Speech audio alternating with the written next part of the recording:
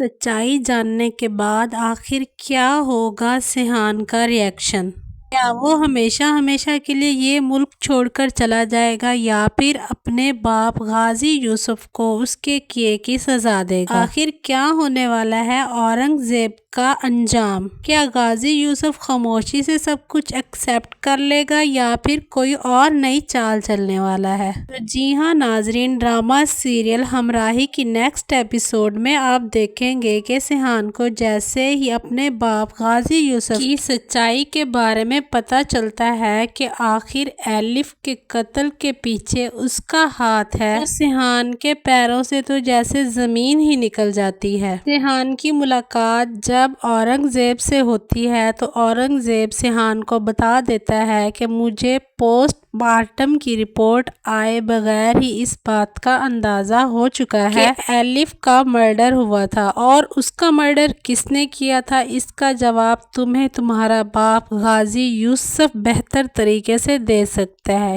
کیونکہ اورنگ زیب یہ حقیقت جان چکا ہے کہ ایلف کے قتل کے پیچھے غازی یوسف کا ہاتھ ہے، لیکن وہ کھلے الفاظ میں سیحان سے یہ بات نہیں کہہ سکتا کہ اس کا باپ ہی ایلف کا قاتل ہے۔ ایلف کی موت کا صدمہ سیحان کو اندر سے ختم کر رہا ہے، وہ دیوانہ وار پھر رہا ہے، کبھی تو وہ پولیس اسٹیشن کے چکر کاٹتا ہے تو کبھی ہسپتالوں کے، کبھی ایلف کی قبر پر جاتا ہے تو کبھی تنہائی میں بیٹھ کر گڑگڑاتا ہے اور اپنی ایلف کو یاد کرتا ہے۔ اورنگ زیب جیسے ہی سیحان کو بتاتا ہے کہ ایلف کے مرڈر کا پتہ تمہیں تمہارے باپ سے چلے گا، تو سیحان اس بات کا اندازہ لگانے میں بالکل تاخیر نہیں کرتا کہ یہ مرڈر غازی یوسف نے خود کروایا ہوگا، کیونکہ وہ جانتا ہے اس کا باپ کس نیچر کا ہے، آج تک وہ کتنے لوگوں کی جان لے چکا ہے۔ سیحان فوراً سے گھر آتا ہے اور اپنے باپ غازی یوسف سے کہتا ہے کہ مجھے سچ سچ بتائیں، ایلف کا مرڈر آپ نے خود کیا ہے یا کسی سے کروایا ہے؟ لیکن غازی یوسف صاف صاف مکر جاتا ہے اور کہتا ہے کہ میں نے یہ کبھی نہیں سوچا تھا کہ ہمارے درمیان ایسا وقت بھی آئے گا جب مجھے اپنی سچائی ثابت کرنے کے لیے تمہیں گواہی دینی پڑے گی۔ کیا تمہیں اس خط پہ یقین نہیں ہے جو ایلف لکھ کر گئی ہے؟ اس پر سیحان جواب دیتا ہے کہ میں اس طرح کی کسی بات پر بھی یقین نہیں کر سکتا، مجھے یہ آپ کی چال لگتی ہے، ہو سکتا ہے آپ نے یہ خط اس سے زبردستی لکھوایا ہو، میں یہ بات مان ہی نہیں سکتا، میں یہ جانتا ہوں کہ آپ میری جان بچانے کے لیے کسی بھی حد تک جا سکتے تھے، اور مرڈر کروانا آپ کے لیے کوئی نئی بات تو ہے نہیں، پہلے ہی کتنے بے قصور لوگوں کی جان آپ لے چکے ہو۔ اس پر غازی یوسف شرمندہ تو ہوتا ہے لیکن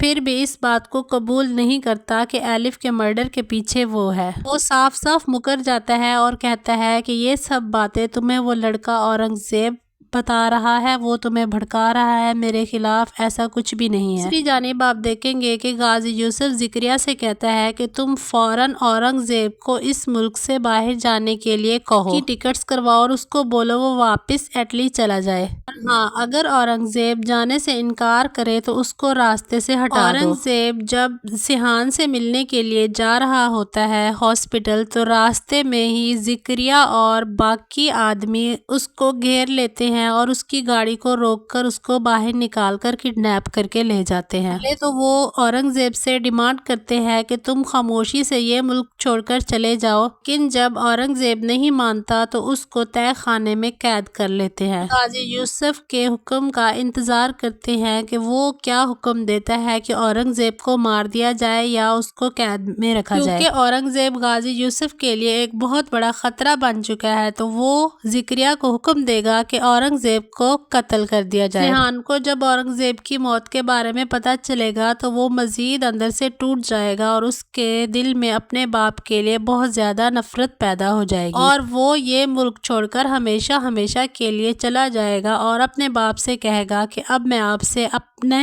کیے کا بدلہ لوں گا، آپ میری شکل دیکھنے کے لیے ترس جائیں گے، جو زندگی آپ نے مجھے دوسروں کی زندگی لے کر دی ہے اب اس زندگی کا آپ کو کوئی فائدہ نہیں ہونے والا، میں ہمیشہ ہمیشہ کے لیے آپ کو چھوڑ کر چلا جاؤں گا اور آپ میری شکل دیکھنے کے لیے بھی ترستے رہو گے۔ غازی یوسف سیحان کو روکنے کی بہت کوشش کرتا ہے لیکن سیحان پاکستان چھوڑ کر چلا جاتا ہے اور وہاں ترکی میں اس کی ملاقات الہام سے ہوتی ہے۔